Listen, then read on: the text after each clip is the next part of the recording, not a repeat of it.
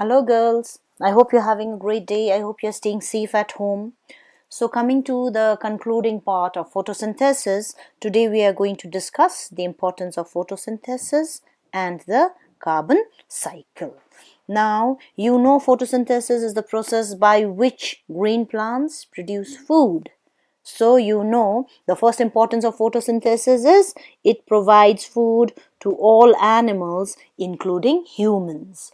A herbivore or a plant eater, in this case a deer, consumes the plants directly, that is, it feeds on grass, while a carnivore, in this case a tiger, it eats the flesh of an animal, in this case a deer. Okay, so this chain of food dependence is called the food chain. So there are so many different types of food chains, and you will see ultimately the starting point is always a producer. Plants are called producers.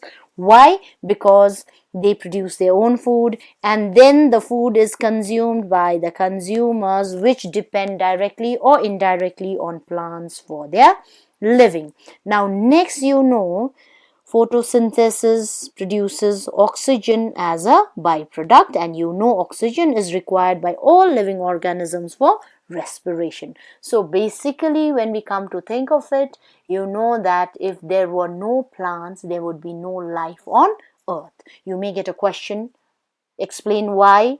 If there was no chlorophyll, there would be no life on earth. So you know what to answer. Now moving on to the carbon cycle.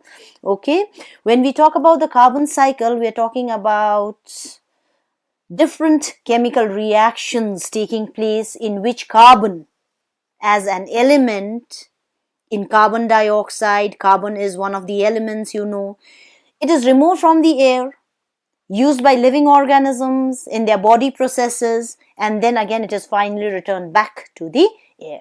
So the main steps in the carbon cycle are as follows. The first one is photosynthesis. You know how green plants take up carbon dioxide and convert it into starch during this process. Now next, through food chains, the food that is in the starch that is produced by plants passes on from the plants to the animals, that is from producers to consumers. Carbon, you know, forms an important element in all body tissues of both plants and animals. Now next is respiration. You know that is the food during respiration is oxidized or broken down to convert into energy, and one of the byproduct is carbon dioxide, which is returned back into the atmosphere or the air. Now next, when plants and animals die, they start decaying. So in the decay of dead plants and animals, you know the bacteria and fungi act on them, and then the organic matter that makes up plants and animals is decomposed into many byproducts, and one of them is carbon dioxide, which is hence again returned back into air. Now when there is burning or combustion of any hydrocarbon, any fossil fuels like coal, petroleum, or even natural gas, which is made up of carbon and hydrogen, one of the product is carbon dioxide. So carbon dioxide is again returned back into the air. Finally, we come to heating of limestones in lime kilns.